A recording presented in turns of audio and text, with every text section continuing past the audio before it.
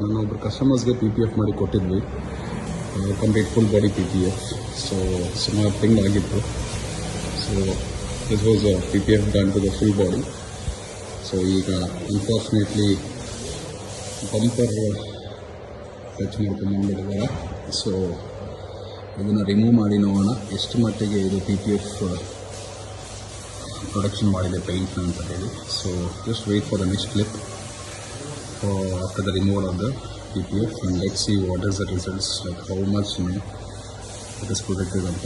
But the intensity of the damage is too high. I don't think so it would have been protected the paint, but still let's see.